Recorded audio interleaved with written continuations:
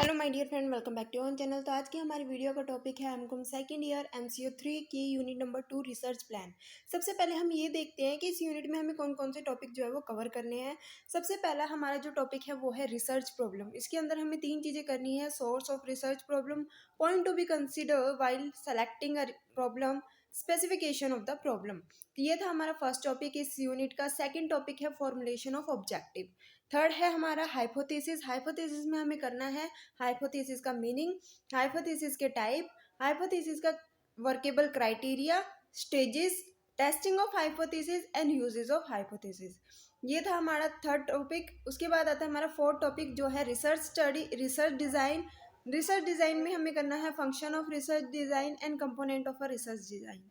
उसके बाद हमारा जो लास्ट टॉपिक है वो है पायलट स्टडी और प्री टेस्टिंग। ये कुछ हमारे 4 to 5 टॉपिक्स है जो हमें कवर करने हैं, और हर एक टॉपिक जो है एग्जाम पॉइंट ऑफ व्यू से इंपॉर्टेंट है, क्योंकि हर एक टॉपिक पे जो है वो क्वेश्चन आ चुका है। पायलट स्टडी या प्री टेस्टिंग क्या होता है, इस पे भी क्वेश्चन आ चुका है। रिसर्च डिज़ाइन क्या होता है, इसके कंपोनेंट क्या होते हैं, इस पे भी क्वेश्चन आता है।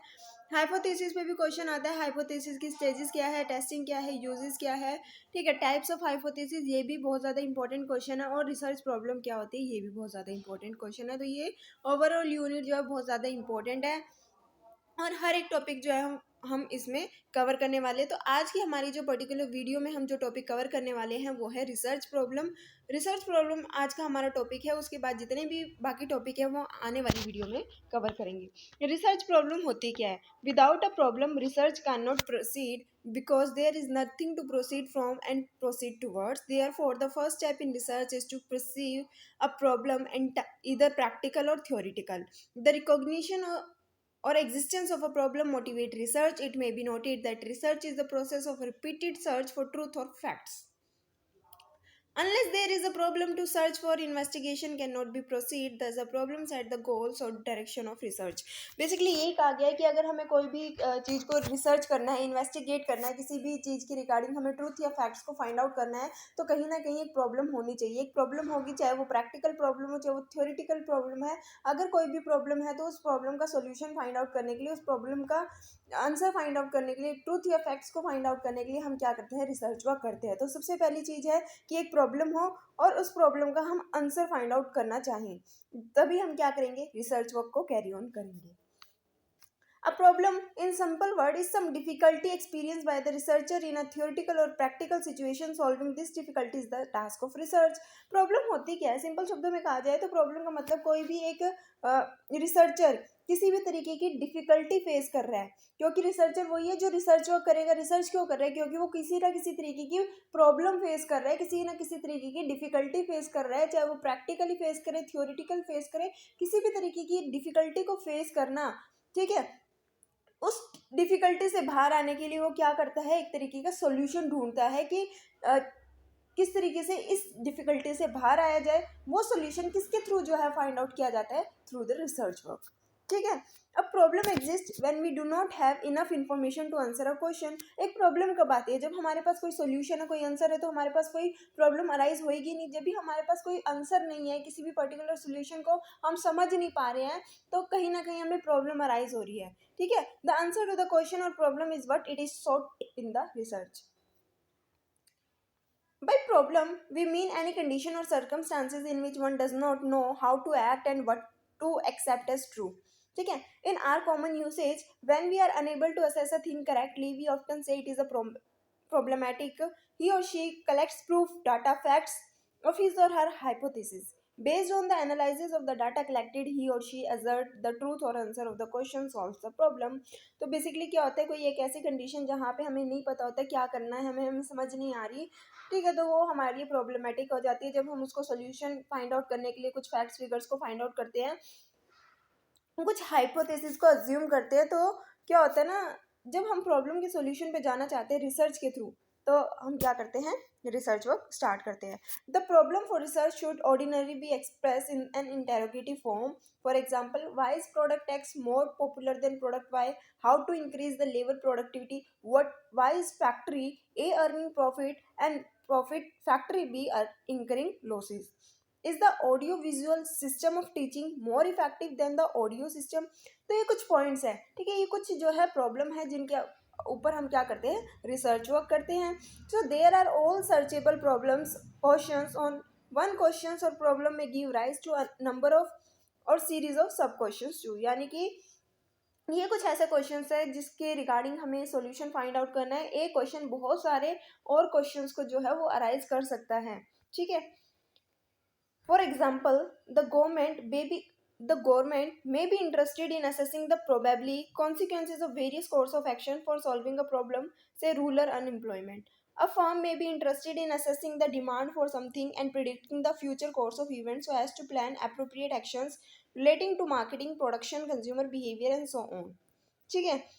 यहाँ पे क्या कहा गया है कि द गवर्नमेंट में B interested in assessing the probably consequences of various course of actions for solving a problem से रूरल एम्प्लॉयमेंट. एक गवर्नमेंट यहाँ पे कहती है कि रूरल एरिया में जो अनएम्प्लॉयमेंट अराइज हो रखी है उसको किस तरीके से सॉल्व किया जाए, क्या एक्शंस हम ले सकते हैं. तो बेसिकली यहाँ पे प्रॉब्लम क्या है, रूरल एरिया में अनएम्प्लॉयमेंट की प्रॉब्लम है और उस अनएम्प्लॉयमेंट की प्रॉब्लम से बाहर आने के लिए लोगों को काम देने के लिए हम क्या कर सकते हैं जिससे कि लोगों के पास जो है काम आ जाए. A firm may be interested in assessing the demand for something and predicting the future course of event so as to plan appropriate actions relating to marketing, productions, consumer behaviour and so on. इसी तरीके से एक next question कहा गया कि एक firm क्या करती है फ्यूचर में, अब वो देखती है कि अभी उसके प्रोडक्ट की कितनी डिमांड है और फ्यूचर में कितनी हो सकती है. ठीक है. So the topic of research may be a journal nature or specifically needed by some institutions, organizations or government. For example, one may want to study the impact of television on children education, profitability of a firm, impact of imports on Indian economy. तो ये कुछ जो है specific nature की problem हो सकती है जिसके अकॉर्डिंग जो है हर एक इंस्टीट्यूट अपनी नीड के अकॉर्डिंग जो है वो रिसर्च वर्क करता है. अब आता है हमारा सोर्स ऑफ रिसर्च प्रॉब्लम. कहाँ से कौन कौन से सोर्स है जहाँ से प्रॉब्लम अराइज होती है. ठीक है. अभी हमने पढ़ा कि रिसर्च प्रॉब्लम एक्चुअल में होती क्या है, क्यों हमें रिसर्च वर्क करने की ज़रूरत है. अगर कोई प्रॉब्लम नहीं है तो हम रिसर्च नहीं कर सकते. अगर हमारा माइंड क्लियर है, हमें हर चीज़ समझ में आ रही है, हमें कोई प्रॉब्लम नहीं है, तो हम क्यों रिसर्च वर्क करेंगे. कि रिसर्च वर्क ऐसे नहीं होती, इसमें बहुत ज़्यादा पैसा लगता है, बहुत ज़्यादा टाइम लगता है और एक्यूरेट तरीके से हर चीज़ों को हमें एनालाइज करना होता है. ये नहीं है कि अगर हम रिसर्च कर रहे हैं तो हमें डेफिनेटली आंसर मिलेगा, इसकी कोई गारंटी नहीं है. ठीक है. तो रिसर्च वर्क कब की जाती है, जब हमें कोई प्रॉब्लम हो. अगर हम रिसर्च वर्क करते हैं कहीं ना कहीं हमारी जो नॉलेज है वो एक्सटेंड होती है, हमें ज़्यादा से ज़्यादा इन्फॉर्मेशन मिलती है, कहीं ना कहीं हमें क्लैरिटी आती है कि क्या एक्शन हम ले सकते हैं इस प्रॉब्लम से बाहर आने के लिए. ये तो हो गया रिसर्च प्रॉब्लम क्या होती है. अब हम ये देखते हैं कि क्या क्या सोर्सेज है जहाँ से हमें प्रॉब्लम अराइज होती है, कौन कौन से सोर्स है जहाँ से रिसर्च प्रॉब्लम अराइज होती है. If the researcher or research organization has a ready problem on hand, he or she can proceed further in the research process or else you have to search for a problem. यानी कि अगर आपके पास कोई problem है तो आपको पता है क्या प्रॉब्लम है, क्या आपको सोल्यूशन चाहिए, तो डायरेक्टली आपको पता है. ठीक है. तो आप क्या कर सकते हो, रिसर्च वर्क स्टार्ट कर सकते हो. जब तक आपके पास कोई प्रॉब्लम नहीं होगी आप रिसर्च वर्क स्टार्ट नहीं कर सकते. अगर किसी चीज़ की रिगार्डिंग आपको रिसर्च करनी है तो सबसे पहले आपके पास क्या होनी चाहिए, प्रॉब्लम होनी चाहिए. ठीक है. So when you where can you research for research problem your own mind, where else you have to feel the problem and think about it. However, the following sources may help you in identifying the problem या problem areas. यानी कि कुछ ऐसे source है जहाँ से आपको ये पता चलेगा कि जहाँ पे बेसिकली प्रॉब्लम अराइज होती है और इन प्रॉब्लम्स को क्या करना है, आपको सॉर्ट आउट करना है. तो उन प्रॉब्लम को किस तरीके से सॉर्ट आउट कर सकते हैं, किस तरीके से उनको सॉल्व आउट कर सकते हैं, थ्रू द रिसर्च वर्क. ठीक है. पहली प्रॉब्लम है कहाँ से अराइज होती है, बिजनेस से. बिजनेस प्रॉब्लम अराइज होती है. Research problem is a felt need. The need may be an answer, a solution or an improvement in facility, technology etcetera. कार business experience various types of problem. They may be business policy problem, operational problem, general management problem and functional area problem. The functional area are the financial management, marketing management, production management, human resource management. Every business research problem is expected to solve a management problem by facilitating rational decision making. Business में बहुत सारी problem आ सकती है, किसी भी department में, किसी भी फंक्शंस में, किसी भी ऑपरेशनल एरिया में जो है वो प्रॉब्लम आ सकती है. इन प्रॉब्लम एरियाज को हमें क्या करना है, सॉल्व करना है, क्योंकि कहीं ना कहीं कुछ प्रॉब्लम है जिसकी वजह से हम प्रॉपर डिसीजन मेकिंग नहीं कर रहे हैं. ठीक है. प्रॉपरली अगर हमें डिसीजन मेकिंग करनी है तो उन प्रॉब्लम को सॉर्ट आउट करना पड़ेगा, उनके रिगार्डिंग हमें सॉल्यूशन निकालना पड़ेगा, एक रिपोर्ट प्रिपेयर करनी पड़ेगी जिस रिपोर्ट का हम यूज़ करके क्या कर सकते हैं, सॉल्यूशन फाइंड आउट कर सकते हैं या फिर हम डिसीजन मेकिंग प्रॉपर वे में कर सकते हैं. तो फर्स्ट प्रॉब्लम हमें कहाँ से मिली, बिजनेस से प्रॉब्लम अराइज हुई, चाहे वो डिपार्टमेंट हो, चाहे वो फंक्शन हो, चाहे ऑपरेशनल एरियाज हो, कहीं से भी किसी भी तरीके की प्रॉब्लम अराइज हो सकती है, उस प्रॉब्लम को हमें सॉल्व करना है। उसके बाद आता है हमारा day to day problems. Day to day problem क्या होता है? Research problem can be from the day to day experience of the researcher, यानी कि ज़रूरी नहीं है कि बिजनेस से ये हो सकता है, हमारी डे टू डे लाइफ में भी हम बहुत सारी जो है प्रॉब्लम को एक्सपीरियंस करते हैं, उन प्रॉब्लम को सॉर्ट आउट करने के लिए भी हम क्या करते हैं, रिसर्च वर्क कैरी ऑन कर सकते हैं। उसके बाद आता है टेक्नोलॉजिकल चेंजेस। टेक्नोलॉजी में चेंज आने की वजह से भी बहुत सारी प्रॉब्लम अराइज होती है। Technological changes is a very fast changing world are constantly bringing forth new problem and thus new opportunity for research. For example, what is the impact or implications of a new techniques or a new process of new machines? यानी कि मान लो अगर हम business कर रहे हैं और हमारा जो इन्वायरमेंट है वो क्या है, रैपिड चेंजिंग इन्वायरमेंट में हम क्या कर रहे हैं, बिजनेस कर रहे हैं जहाँ पे बहुत ज़्यादा कंपटीशन है, जहाँ पे टेक्नोलॉजी बहुत ज़्यादा क्या हो रही है, रैपिड वे में चेंज हो रही है। तो हमें ये जानना है कि अगर हम नई टेक्नोलॉजी अपनी जो बिजनेस फॉर्म में लेके आना चाहते हैं, अगर हम नई टेक्नोलॉजी का यूज़ करते हैं तो इसका क्या इम्पैक्ट हमारे बिजनेस पे पड़ेगा। ठीक है, तो कहीं ना कहीं ये भी एक प्रॉब्लम है कि क्या इम्पैक्ट होगा कि अगर हम नई टेक्नोलॉजी को या फिर नए प्रोसेस को जो है स्टार्ट करें अपने बिजनेस में।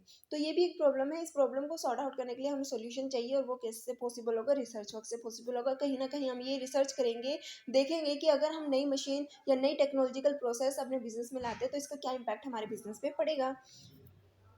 उसके बाद ही हम क्या करेंगे, डिसीजन मेकिंग करेंगे कि क्या हमें नई मशीन्स को, नई टेक्नोलॉजी को, नए प्रोसेस को अपने बिजनेस में लाना चाहिए या नहीं लाना चाहिए। उसके बाद आता है अनएक्सप्लोर एरिया। कुछ ऐसे एरियाज होते हैं जिसमें हमें अच्छी तरीके से नहीं पता होता है, जहाँ पे हम जिस एरिया को हमने अच्छी तरीके से एक्सप्लोर नहीं किया होता, तो उस एरिया में भी प्रॉब्लम आ जाती है। तो the researcher may identify the area in which little work has be done or area in which no work has be done. He may select those area which has not been explored so far, explored very little। कुछ ऐसे area होते हैं जिनको पूरी तरीके से अच्छे से नहीं देखा गया है। ठीक है, कहीं ना कहीं उन एरियाज में भी प्रॉब्लम आ जाती है, तो हमें क्या करना होता है, उन एरियाज को भी अच्छे से सर्च आउट करना होता है। उस एरिया के रिगार्डिंग हमें इंफॉर्मेशन निकालनी होती है, ताकि कभी भी अगर प्रॉब्लम आए तो उसका सोल्यूशन जो है वो किया जा सके। तो कहाँ कहाँ हमने बेसिकली प्रॉब्लम पड़ी, एक आती है हमारी जो बिजनेस एरियाज में प्रॉब्लम आती है, कई बार हमारे डे टू डे एक्टिविटीज़ में भी प्रॉब्लम अराइज हो सकती है, कई बार टेक्नोलॉजिकल चेंजेस की वजह से भी प्रॉब्लम अराइज होती है, और कई बार कुछ ऐसे एरियाज होते हैं जहाँ पे प्रॉपर तरीके से एक्सप्लोरेशन नहीं की होती है, जहाँ पे पूरी तरीके से हमने इन्फॉर्मेशन को गैदर नहीं किया होता, तो उन एरियाज़ को भी हम क्या करते हैं, एक्सप्लोर करते हैं। रिसर्च वर्क उन एरियाज में भी की जाती है। उसके बाद आती है theories of one one's interest. A researcher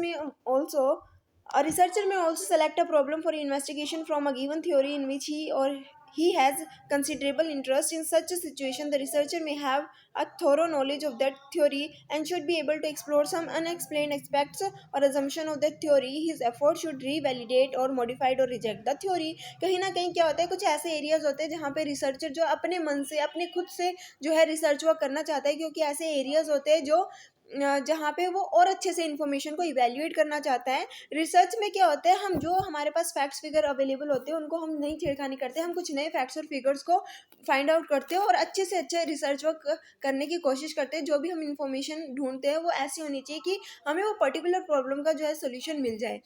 तो कुछ ऐसे एरियाज में हम जो है रिसर्चर वो रिसर्च कर सकता है जिसमें उसका खुद का इंटरेस्ट हो। कुछ थ्योरीज गिवन है, हो सकता है कि उनको रिजेक्ट करके नई थ्योरीज को वो दे दे। ठीक है, नए चेंजेस वो लेके आए। उसके बाद आता है बुक्स या articles. Special assignment in text book, investigative reports, research article in research journal etcetera are rich source for problem seekers. ये ऐसे कुछ सोर्सेज है जहाँ पे बहुत ज़्यादा प्रॉब्लम जो है अराइज हो सकती है रिसर्चर को। बुक्स में भी आ सकती है, आर्टिकल्स में भी आ सकती है। तो this sources may suggest some additional area of needed research, यानी कि कुछ कुछ ऐसे बुक्स होती है, कुछ ऐसे आर्टिकल्स होते हैं, कुछ ऐसा जर्नल्स होते हैं जो हमें ये बताते हैं कि ये एरिया अभी ऐसे है जहाँ पे रिसर्च वर्क प्रॉपर तरीके से नहीं हुई है, अभी हमें और रिसर्च वर्क यहाँ पे करने की ज़रूरत है। Many of the article suggest problem for further investigation which may prove fruitful. कुछ ऐसे एरियाज होते हैं आर्टिकल्स के जहाँ पे हमें फर्दर इन्वेस्टिगेशन करने की ज़रूरत है, फर्दर रिसर्च वर्क करने की ज़रूरत है, ताकि और हम उसको बेहतर बना सके, इंफॉर्मेटिव बना सके। ठीक है, उसके बाद आते हैं पॉलिसी प्रॉब्लम। पॉलिसी प्रॉब्लम क्या होती है, government policy measures give rise to both the positive और negative impact. The researcher may identify these aspects for his research. For example, what is the impact of government new industrial policy on industrial development? What is the impact of export import policy on the balance of payment? What is the impact of Security Exchange Board of India regulation on stock market? कुछ policy problem होती है कि अगर हम ये काम करते हैं तो इसका इम्पैक्ट उस चीज़ पे क्या पड़ेगा। जैसे कि अगर हमें क्या इम्पैक्ट होगा हमारा एक्सपोर्ट इंपोर्ट पॉलिसी का हमारे बैलेंस ऑफ पेमेंट पे, क्या इम्पैक्ट होगा गवर्नमेंट की नई इंडस्ट्रियल पॉलिसी का इंडस्ट्रियल डेवलपमेंट पे। तो ये कुछ प्रॉब्लम्स आती है जिसको हमें क्या करना होता है, आइडेंटिफाई करना होता है थ्रू रिसर्च वर्क। उसके बाद आता है discussions with supervisor and other knowledgeable person. हमें क्या करना होता है, डिस्कशन करना होता है किसी सुपरवाइजर के साथ या कुछ ऐसे नॉलेजेबल पर्सन्स के साथ, ताकि हम क्या कर सके, रिसर्च वर्क कर सके, प्रॉब्लम को सॉल्व कर सके। Researcher may find it fruitful to have discussion with his or her propose supervisor or other knowledgeable person in the area of topic. यानी कहीं पे प्रॉब्लम है तो वो क्या कर सकता है, अपने सुपरवाइजर से या कुछ ऐसे नॉलेजेबल पर्सन से कंसल्ट कर सकता है जिससे कि उसकी जो प्रॉब्लम है वो सॉल्व हो सके। तो कुछ ऐसे एरियाज होते हैं जहाँ पे डिस्कशन करने की भी ज़रूरत होती है ताकि प्रॉब्लम को सॉर्ट आउट किया जा सके और उन पे भी फर्दर रिसर्च किया जा सके। तो एक बार फिर से क्विकली हम देख लेते हैं कौन कौन से सोर्स है जहाँ से रिसर्च प्रॉब्लम अराइज होती है। एक तो होते हैं बिजनेस, ठीक है, बिजनेस प्रॉब्लम एक आती है हमारे डे टू डे प्रॉब्लम, एक आती है हमारे टेक्नोलॉजिकल चेंजेस, टेक्नोलॉजी में चेंज होने की वजह से भी हमें प्रॉब्लम अराइज हो सकती है। उसके बाद आता है अनएक्सप्लोर्ड एरिया, कुछ ऐसे एरिया होते हैं जहाँ पे प्रॉपर तरीके से इन्वेस्टिगेशन नहीं की होती है, रिसर्च वर्क नहीं किया होता है, जिसकी वजह से भी वहाँ पे रिसर्च वर्क किया हो जाता है। कई बार क्या होता है, theory of one own interest, researcher अपने खुद के इंटरेस्ट के लिए जो है वो रिसर्च वर्क करता है, कुछ नया फाइंड आउट करने की कोशिश करता है, कुछ नई थ्योरीज को अपनाता है। बुक्स या आर्टिकल से भी प्रॉब्लम अराइज होती है क्योंकि कुछ ऐसे एरियाज होते हैं जहाँ पे प्रॉपर तरीके से इन्वेस्टिगेशन नहीं होती, वहाँ पे और एडिशनल इन्वेस्टिगेशन करने की ज़रूरत होती है। उसके बाद होती है पॉलिसी प्रॉब्लम, कुछ ऐसी पॉलिसी बनाई जा रही है, कहीं ना कहीं देखा जाता है कि अगर हम ये पॉलिसी बना रहे हैं तो इसका कोई गलत इम्पैक्ट तो ना आए, ठीक है, इसका क्या इम्पैक्ट होगा। तो पॉलिसी बना रहे हैं तो उसके रिगार्डिंग भी प्रॉब्लम आ सकती है कि क्या पॉलिसी वैलिड है, ठीक है। उसके बाद लास्ट पॉइंट आता है हमारा सोर्स ऑफ पॉलिसी प्रॉब्लम का, वो आता है सोर्स ऑफ रिसर्च प्रॉब्लम का, वो आता है discussion with supervisor and other knowledgeable person. तो ये थे हमारे सोर्स ऑफ रिसर्च प्रॉब्लम। उसके बाद आता है हमारा सेकंड पॉइंट जो है वो रिसर्च प्रॉब्लम का, वो है point to be considered while selecting a problem. जब भी हम किसी एक प्रॉब्लम को सिलेक्ट करते हैं तो कौन से पॉइंट्स हमें जो है वो कंसिडर करने पड़ते हैं, कौन से पॉइंट्स ऐसे हैं जो ध्यान में रखने पड़ते हैं कि हाँ ये एक्चुअल में रिसर्च प्रॉब्लम है, एक्चुअल में प्रॉब्लम है जिसके ऊपर हमें रिसर्च वो करना है। The topic or problem which the researchers select among the many possibilities should meet a certain requirement. Every problem selected for research must satisfy the following criteria. The topic selected should be original and at least explored, यानी कि जो भी हम topic select कर रहे हैं ना, ठीक है, जिस ये हमें रिसर्च वो करनी है वो ओरिजिनल होना चाहिए और ऐसा होना चाहिए कि जहाँ पे कम इन्फॉर्मेशन अवेलेबल है उस पर्टिकुलर प्रॉब्लम के रिगार्डिंग, और हम फर्दर जो है वो रिसर्च वर्क करके ज़्यादा से ज़्यादा इन्फॉर्मेशन को गैदर कर सकें। The purpose of research is to fill the gap in existing knowledge और to discover new fact and not to repeat already known fact. Knowledge about previous research will serve at least 3 purpose. यानी कि यहाँ पे क्या कहा गया कि जो भी हम एरिया को सर्च करने वाले हैं वो ओरिजिनल होना चाहिए, उसको लेस एक्सप्लोर किया हुआ होना चाहिए, कि उसके रिगार्डिंग अगर हमारे पास ज़्यादा इन्फॉर्मेशन नहीं है तो हमें ज़्यादा से ज़्यादा इन्फॉर्मेशन गैदर करनी है। क्या डिफरेंस है कि जो भी हमारे पास एग्जिस्टिंग नॉलेज है और जो हम न्यू फैक्ट्स को डिस्कवर करने वाले हैं वो इन्फॉर्मेटिव होना चाहिए। ऐसा नहीं है कि जो हमारे पास एग्जिस्टिंग फैक्ट है उसको ही हम रिपीट कर रहे हैं फर्दर रिसर्च में, हमें कुछ नया फाइंड आउट करना है, तभी हम अपनी प्रॉब्लम को सॉल्व आउट कर पाएंगे। उसके बाद हमारा जो 3 पॉइंट इसके अंदर हमें कवर करने हैं वो है it will enable the researcher to identify his specific problem for research. यानी कि कहीं ना कहीं हमें ये पता चले कि क्या स्पेसिफिक प्रॉब्लम है जो हमें रिसर्च वो करनी है। It will eliminate the possibility of unnecessary duplication of efforts, यानी कि हमें कुछ नया फाइंड आउट करना है, वही रिपीटेड रिसर्च वर्क नहीं करना, जो एग्जिस्टिंग इन्फॉर्मेशन हमारे पास अवेलेबल है उसको हमें यूज़ नहीं करना, कुछ नया फाइंड आउट करना है, कुछ नया करने की कोशिश करना है जो इन्फॉर्मेटिव हो, नॉलेजेबल हो, जो हमें ट्रुथ या फैक्ट शो करे। It will give him valuable information on the merits and limitations of various research technique which have been used in the past। ठीक है, कुछ हमें वैल्यूएबल इंफॉर्मेशन जो है वो पता चले, ठीक है, जो हमारे फायदे के लिए हो, कुछ हमें मेरिट्स या लिमिटेशन पता चले, ठीक है।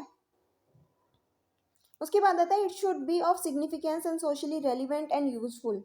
जो रिसर्च वर्क कर रहे हैं हम क्या होनी चाहिए, वो रेलिवेंट होनी चाहिए, यूजफुल होनी चाहिए। इट शुड बी, जो भी प्रॉब्लम है वो भी क्या होनी चाहिए, सिग्निफिकेंट होनी चाहिए, बहुत ज़्यादा इंपॉर्टेंट होनी चाहिए, तभी रिसर्च वर्क करने का फ़ायदा है। ऐसा कोई ऐसी प्रॉब्लम है जिसकी इतनी ज़रूरत ही नहीं है, ऐसा नहीं है।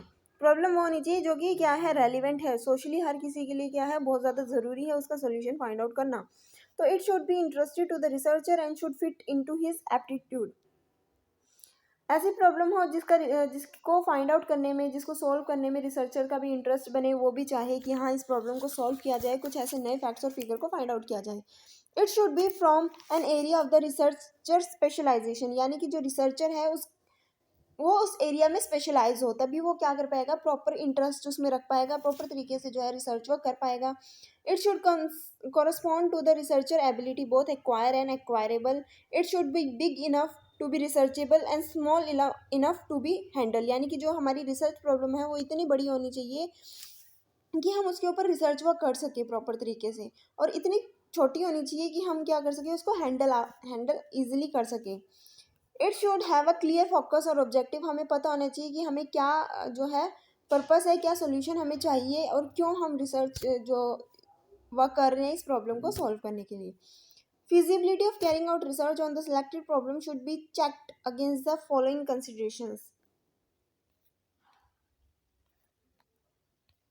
क्या चीज़ें हमें यहाँ पे देखनी है, feasibility of carrying out research on the selected problem should be checked against the following consideration: whether suitable data are available, whether there is access to the organization and respondent, whether cooperation will coming from the organization and respondents, what are the sources required and how are they available, whether the topic is within the resource means money and manpower positions of the researcher, और last है it should B completed with the time limit permissible.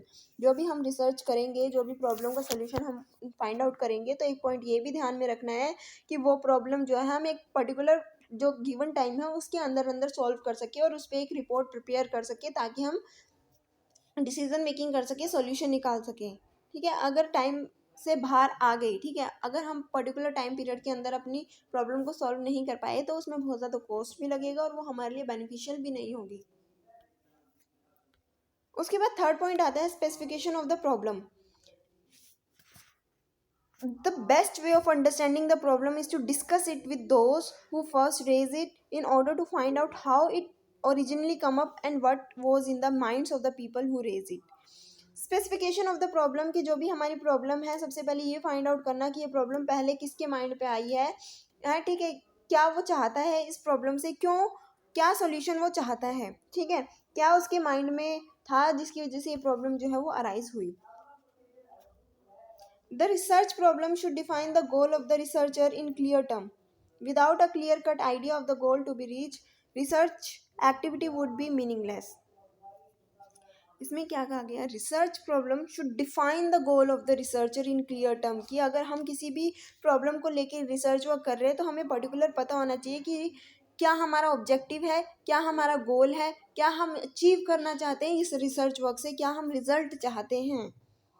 Without a clear cut idea of the goal to be reach, research activity would be meaningless. अगर हमारे पास clear cut idea नहीं है कि हम क्यों problem को सॉल्व करने की कोशिश कर रहे हैं या क्या सॉल्यूशन, क्या कारण है हमारा प्रॉब्लम को सॉल्व करने का, तो कोई फ़ायदा नहीं होगा रिसर्च वर्क करने का।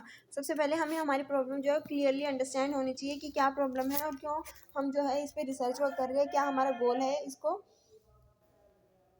फाइंड आउट करने का। 5 कंपोनेंट है, उसके बारे में हम पढ़ते हैं। 5 component of a problem. First है research consumer. There must be an individual or a group which has difficulty. The individual may be the researcher himself and the group or a group of researcher. उसके बाद आता है research consumer objective. क्या objective है, the research consumer must have something to know or some end to achieve. Obviously a person who wants nothing can't have a problem, यानी कि अगर एक पर्सन को कुछ भी नहीं चाहिए ना तो उसको प्रॉब्लम हो ही नहीं सकती। कहीं ना कहीं अगर आप कुछ फाइंड आउट करना चाहते हो, कोई गोल अचीव करना चाहते हो, तभी आपके पास कोई प्रॉब्लम है, उसी प्रॉब्लम को आप रिसर्च वर्क करोगे तभी आप क्या कर पाओगे, क्वेश्चंस का आंसर जो है वो फाइंड आउट कर पाओगे। उसके बाद आता है alternative mean to achieve the objective. Means are course of actions. A course of action may involve the use of object. The object use thus an instrument. Here an instrument refer to an object, concept or idea which can be effectively use in the pursue of an objective. यानी कि यहाँ पे क्या है, क्या alternative means है जो आप यूज़ कर सकते हो ताकि अपने ऑब्जेक्टिव को अचीव कर सको। यानी कि बहुत सारे अल्टरनेटिव्स हैं हमारे पास जिसका हम यूज़ कर सकते हैं हमारी पर्टिकुलर प्रॉब्लम को सॉल्व करने के लिए। हमें एक बेस्ट मीन को यूज़ करना है, ठीक है, ताकि हम इफेक्टिव तरीके से, इफिशिएंट तरीके से, क्लियरली वे में जो है कम से कम कॉस्ट में, कम से कम टाइम के अंदर अपना जो है सॉल्यूशन को फाइंड आउट कर सकें। उसके बाद आता है doubts in regarding to selections of alternative. बहुत सारे अल्टरनेटिव कोर्स को हमने चूज़ कर लिया, उसके बाद आते हैं कौन सा अल्टरनेटिव कोर्स हमें सेलेक्ट करना है। The existence of alternative course of action is not enough. हमारे पास बहुत सारे अल्टरनेटिव है, वो सिर्फ अल्टरनेटिव कोर्स ऑफ एक्शन होना ही इनफ नहीं है। To experience a problem researcher consumer must have some doubt as to which alternative to select. Without such a doubt there can be no problem. All problem then get reduced ultimately to the evaluation of the efficiency of the alternative means for a given set of objective. यानी कि कहीं ना कहीं हमारे पास alternative course of actions तो है, लेकिन हमें ये देखना होगा कि कौन सा अल्टरनेटिव बेस्ट है। अगर हमारे माइंड में ये डाउट नहीं है कि कौन सा बेस्ट है या कोई भी चूज़ कर लो, तो एक्चुअली में कोई प्रॉब्लम एग्जिस्ट ही नहीं करती, ठीक है। तो वन और मोर इन्वायरमेंट, उसके बाद आता है one or more environment. There must be one or more environment to which the difficulty or problem pertains. A problem may exist in one environment, may not be in another. Thus, a change in environment may produce or remove a problem. A research consumer may have doubt as to which will be the most efficient means. The strategy of marketing a product may be different in the urban area, semi-urban area, rural market. The instrument of spreading the family planning message may be different in the case of educated and illiterate persons. यानी कि जो भी हम problem है हो सकता है कि वो डिफरेंट है, हर एक एरियाज में क्या है, डिफरेंट है। यानी कि मान लो कि एक ही इन्वायरमेंट में एक प्रॉब्लम एग्जिस्ट करती है, दूसरे इन्वायरमेंट में वो प्रॉब्लम एग्जिस्ट नहीं करती, तो हो सकता है कि हम अपना इन्वायरमेंट ही चेंज कर दें, वो प्रॉब्लम अराइज ही नहीं होगी। तो कुछ ऐसी प्रॉब्लम है जो हर एक इन्वायरमेंट में क्या है, डिफ़िकल्टी अराइज कर रही है। उसके बाद आता है the selection of a topic for research is only half a step forward. This journal topic does not help a researcher to see what data are relevant to his or her purpose, what are the method would he or she employed in securing them, and how to organize these. Before he or she can consider all this aspect, he or she has to formulate a specific problem by making the various component of it explicit. इसमें क्या कहा गया है, एक research problem होना ही काफ़ी नहीं होता, ठीक है। एक सिर्फ रिसर्च प्रॉब्लम होना काफ़ी नहीं होता, बहुत सारी चीज़ें हमें ध्यान में रखनी होती है। स्पेसिफिकेशंस और definition of problem is there for a process that involve a progressive narrowing of the scope and sharpening of focus of questions till the specific challenges questions are finally possessed. If you can answer the following question, you have clearly specified or defined the problem. अगर आपने इन सारे questions का answer दे दिया तो इसका मतलब है कि आपने क्लियरली जो है एक प्रॉब्लम को डिफाइन कर दिया कि एक्चुअल में आपको क्या प्रॉब्लम है। So what do you want to know? क्या आप जानना चाहते हो? What is the problem? What are the question to be answered? Why do you want to know? What is the purpose or objective? How do you want to answer or solve it? What is the method we want to adopt to solve it? And when do you want to solve it? Within a what time limit? And who is your research consumer? Means to whom are you answering? तो ये कुछ हमारी अगर हमें इन सारी चीज़ों का answer मिल जाता है तो स्पेसिफिकली हमारा जो हम प्रॉब्लम सॉल्व करने का जो ऑब्जेक्टिव है वो हमें पता चल जाता है कि क्या गोल हमें अचीव करना है, क्या एक्चुअल में हमारी प्रॉब्लम है। तो ये था आज का हमारा टॉपिक जिसमें हमने रिसर्च प्रॉब्लम के बारे में समझा, ठीक है। रिसर्च प्रॉब्लम के अंदर हमें 3 पॉइंट भी पढ़े, specification of the research, point to be consider while selecting a problem, और हमारा जो एक था सोर्स ऑफ रिसर्च प्रॉब्लम। ये कुछ पॉइंट्स थे जो हमने कवर किए हैं आज की वीडियो में। हमारा जो टॉपिक था रिसर्च प्रॉब्लम वो कंप्लीट हो गया। वीडियो अच्छी लगी तो लाइक शेयर सब्सक्राइब करना मत भूलना। Thanks for watching.